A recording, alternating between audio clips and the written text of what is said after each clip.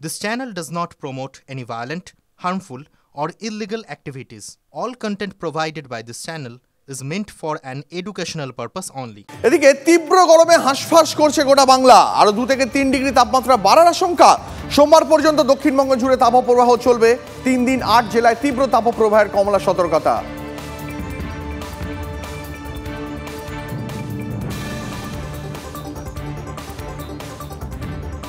আপনারা দেখতে পাচ্ছেন আগামী কয়েকদিন ধরে গোটা রাজ্য জুড়ে তাপপ্রবাহ চলবে এবং সবথেকে যেটা আশঙ্কার, যেটা সবথেকে ভয়ের, সেটা হচ্ছে এই যে ভোট চলছে সেই ভোটের মধ্যে সাধারণ মানুষ তাপপ্রবাহের মধ্যে যারা ভোট দিতে যাবেন তারা যেন একটু সাবধানে যান।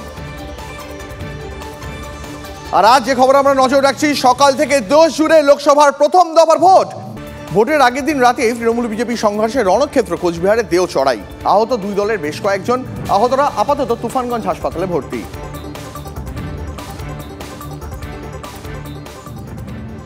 ভোটের কয়েক ঘন্টা আগে উত্তপ্ত দিনহাটা। তৃণমূল বিজেপি সংঘর্ষে আহত এক। ঘটনা দিনহাটা 1 নম্বর ব্লকের গোসানিমারির। স্থানীয় তৃণমূল কর্মী ও বুথ এজেন্ট আজিমউদ্দিন মিয়া বুথ সভাপতির বাড়ি যাচ্ছিলেন। সেই সময় আচমকা হামলা হয়। আজিমউদ্দিন ও তাঁর সঙ্গীদের আক্রমণ করে একদল দুষ্কৃতী। আশঙ্কাজনক অবস্থায় আজিমউদ্দিনকে দিনহাটা সদর হাসপাতালে ভর্তি করা হয়েছে। তৃণমূলের অভিযোগ হামলা চালিয়েছে বিজেপি, যদিও এই অভিযোগ উড়িয়ে দিয়েছে বিজেপি। ও হচ্ছে আমাদের তৃণমূল কংগ্রেসের একদম সক্রিয় কর্মী। ওকে আমরা কালকে যেহেতু ভোট ডালা এবং হচ্ছে সিল আমরা দিয়ে এজেন্টের ফর্ম দিয়ে ওকে পাঠিয়ে দিলাম আমাদের বুথ সভাপতি এবং এক্স পঞ্চায়েতের বাড়িতে, যে ওখানে দিয়ে আয়। যাওয়ার সময় ওরা 2-3 জন মিলে যাইতেছিল। হুট করে কিছু বিজেপির আশ্রিত দুষ্কৃতী এসে বিধম পিটন একদম রামদা দিয়ে মাথার মধ্যে ইয়ে করছে। মাথার মধ্যে 17টা না 18টা সেলাই পড়ছে। হাতের মধ্যে চোট মারছে। একজনের এই কপালের মধ্যে একদম পুরা কাটা দা দিয়ে মারছে, কাটে গেছে। ও গোসানিমারিতে আছে। এই হচ্ছে বিজেপির কর্ম। ভোটের আগে তুফানগঞ্জে উত্তেজনা। বিজেপি নেতাকে মারধরের অভিযোগ শাসক দলের বিরুদ্ধে, অভিযোগ বিজেপি। অভিযোগ অস্বীকার করেছে তৃণমূল। প্রতিবাদে তুফানগঞ্জ বোচামারি রাজ্য সড়ক অবরোধ করে বিজেপি। পরিস্থিতি সামাল দিতে ঘটনাস্থলে বিশাল পুলিশ বাহিনী। কোচবিহারের তুফানগঞ্জ আলিপুরদুয়ার লোকসভা কেন্দ্রের অন্তর্গত। তার আগেই এই ঘটনার জেরে চাঞ্চল্য ছড়িয়েছে। যেটা শুনলাম লোকমুখের কথা, যে উত্তম বর্মন তৃণমূলের যে এক্স সভাপতি ছিলেন, পঞ্চায়েত সমিতির সদস্য, তার নেতৃত্বে নাকি এই ঘটনাটা ঘটিয়েছে। আমরা তার গ্রেপ্তারের দাবি জানাচ্ছি এবং তৃণমূলই যা হারমাত ছিল সেই গাড়িতে সবার গ্রেপ্তারের পদঅবরোধ আমরা দাবি জানিয়ে আজকে পদঅবরোধ করছি। যতক্ষণ না হচ্ছে আমরা অবরোধ চলবে। এদিকে রাজগঞ্জে বুথের বাইরে জমায়েত, তড়িঘড়ি জমায়েত সরালো কেন্দ্রীয় বাহিনী। রাজগঞ্জে বুথের বাইরে জমায়েত, তড়িঘড়ি জমায়েত সরালো কেন্দ্রীয় বাহিনী। দেখছেন সেই ছবি। মাঠের চারদিকে ছড়িয়ে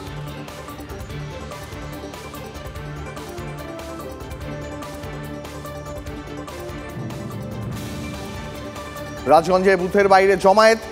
সকাল থেকেই নজরে রয়েছে লোকসভা নির্বাচনের প্রথম দফা। তড়িঘড়ি জমায়েত সরালো কেন্দ্রীয় বাহিনী। কেন্দ্রীয় বাহিনী তৎপরতা নজর কাটছে সকাল থেকেই। রাজগঞ্জের ঘটনা, বুথের বাইরে জমায়েত করে কয়েকজন, তড়িঘড়ি সেই জমায়েত সরালো কেন্দ্রীয় বাহিনী।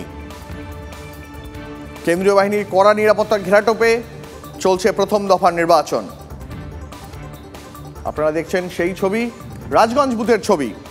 এই বুথের বাইরেই জমায়েত হয়েছিল এবং কেন্দ্রীয় বাহিনী তড়িঘড়ি সেই জমায়েত সরিয়ে দেয়।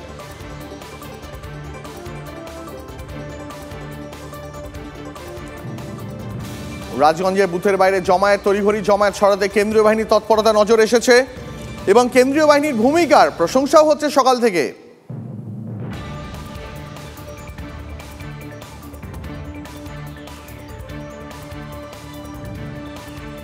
যে ছবি আপনারা দেখতে পাচ্ছেন রাজগঞ্জে বুথের বাইরের ছবি, সেখানেই জমায়েত হয় এবং তড়িঘড়ি সেই জমায়েত সরিয়ে দিল কেন্দ্রীয় বাহিনী।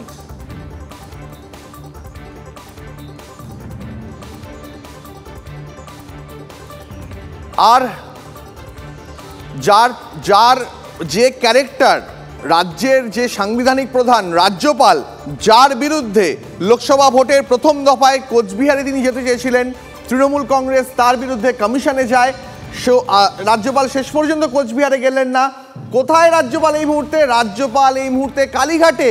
কি করছেন তিনি সেখানে জানবো বিস্তারিত আমাদের সহকর্মী সোমার কাছ থেকে। কিন্তু তার আগে যে ছবি আপনারা দেখছেন, কালীঘাটে রাজ্যপাল। সোমা দাস আরো ইন ডিটেলে জানবো সোমার থেকে। সোমা, সকালবেলায় রাজ্যপাল তাহলে তার প্রথম প্ল্যান ছিল কোচবিহারে যাওয়ার, সেটা তিনি যেতে পারলেন না কমিশনের নিষেধাজ্ঞায়। তারপর রাজভবন সূত্রে খবর ছিল তিনি আলিপুরদুয়ারে যেতে পারেন, সেটাও তিনি গেলেন না। শেষ পর্যন্ত তাহলে তিনি কালীঘাটে গেলেন।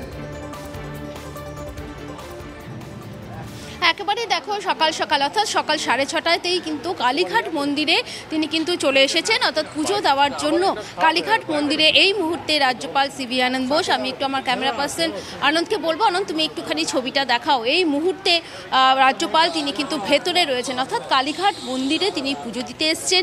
যেন নিরাপত্তার কারণে ক্যামেরা নিয়ে ভেতরে প্রবেশ করা বারণ রয়েছে, সেই কারণে কিন্তু মন্দিরের ভেতরে যেখানে তিনি পুজো দিচ্ছেন সেই ছবিটা আমরা দেখাতে পাচ্ছি না। তবে দেখো মন্দিরের ভেতরে তিনি এই মুহূর্তে গিয়েছেন, সেখানে তিনি পুজো দেবেন। পুজো দেওয়ার পরে তিনি বেরিয়ে এসে কি বক্তব্য রাখে এখন সেদিকেই কিন্তু আমাদের খেয়াল থাকবে, কারণ তিনি যেটা আমরা মনে করছি। সোমা, আমার খুব জানতে ইচ্ছা করছে একটা কথা দর্শকদের জন্য, যে রাজ্যপাল এই প্রথম দফার যে নির্বাচন আজকে জলপাইগুড়ি, আলিপুরদুয়ার এবং কোচবিহারে, তিনি কি নির্বিঘ্নে যাতে নির্বাচন হয় সেই কারণেই প্রার্থনা করতে গেছেন, নাকি এটা তার একটা রুটিন ভিজিটের মধ্যে পড়ে? না দেখো, রুটিন ভিজিটের মধ্যে পড়ে না। তার কারণটাই হচ্ছে দেখো এক নির্বাচন যেহেতু আজকে থেকেই শুরু হচ্ছে, এবং এর আগেও কিন্তু আমরা বারবার দেখেছি রাজ্যপাল সিবি আনন্দ বোস তিনি কিন্তু ভোট প্রসঙ্গে বারবার কিন্তু তিনি বলেছেন ভোট যাতে নির্বিঘ্নে হয়, সুষ্ঠুভাবে হয়, তা সেরকম কিন্তু সব রকম ব্যবস্থা কিন্তু করা হবে, সেটা কিন্তু রাজ্যপালের মুখ থেকে আমরা বারবারই শুনেছি। এবং একেবারে প্রথম দফার ভোটের দিনই সকাল সকাল তিনি কালীঘাট মন্দিরে চলে এসেছেন। বারবারই কিন্তু আমরা শুনেছি তার মুখে শান্তির কথা শুনেছি, ভোট যাতে নির্বিঘ্নে হয় সে কথাও কিন্তু তার মুখে শুনেছি। তিনি কিন্তু বারবার বলেছেন যে যে সকল জায়গাতে ভোট হবে সেখানকার ভোটাররা যাতে ভালো করে ভোট দিতে পারেন, তাদের মনে যাতে কোনো রকম ভীতি না থাকে। সবচেয়ে বড় কথা পিস অ্যান্ড হারমোনি, সে কথাই কিন্তু তিনি বারবার তার মুখ থেকে উঠে এসেছে। সেই কারণেই হয়তো আজকে রাজ্যপাল সিবি আনন্দ বোস তিনি কিন্তু ভোট শুরু হওয়ার আগেই কিন্তু ভোট যাতে নির্বিঘ্নে হয়, শান্তি শৃঙ্খলা বজায় থাকে, সেই কারণেই কিন্তু তিনি এসেছেন কালীঘাট মন্দিরে পুজো দিতে। কালীঘাট মন্দিরে পুজো দিয়ে তিনি হয়তো এখান থেকে অন্য কোথাও যেতে পারেন। সোমা, আমাদের নজর থাকবে যে কালীঘাট মন্দির থেকে বেরিয়ে রাজ্যপাল কি বলেন তার উপরে। অনেক ধন্যবাদ। আপাতত রাজ্যপালের যে কভারেজ সেদিকে স্বাগত। এই মুহূর্তে আরেকটা বড় খবর আপনাকে জানাই। নিশীথ প্রামাণিকের বিরুদ্ধে কমিশনের নালিশ তৃণমূলের। কেন্দ্রীয় বাহিনীকে বেআইনিভাবে ব্যবহারের অভিযোগ। নিশীথের বিরুদ্ধে বাড়িতে অস্ত্র মজুদ, দুষ্কৃতীদের আশ্রয় দেওয়ার অভিযোগ তুলছে তৃণমূল। নিশীথের বাড়িতে তল্লাশির দাবি তুলে কমিশনের দ্বারস্থ হচ্ছে তৃণমূল।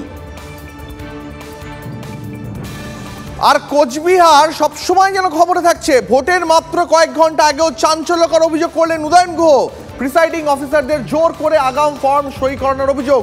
উত্তরবঙ্গ উন্নয়ন মন্ত্রীর দাবি, প্রিসাইডিং অফিসারদের সম্মতি ছাড়াই প্রয়োজনে গুলি চালানোর আগাম অনুমোদন নিচ্ছে কেন্দ্রীয় বাহিনী। ফর্মের ছবি দেখিয়ে সেই অভিযোগ করেছেন উদয়ন।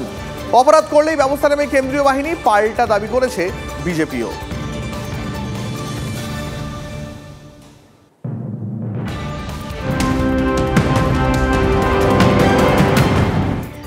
আর এই মুহূর্তে যে খবরের দিকে নজর রাখবো, বড় খবর এই মুহূর্তের। অভিযোগ পেলেই দ্রুত পদক্ষেপ করতে হবে পর্যবেক্ষকদের।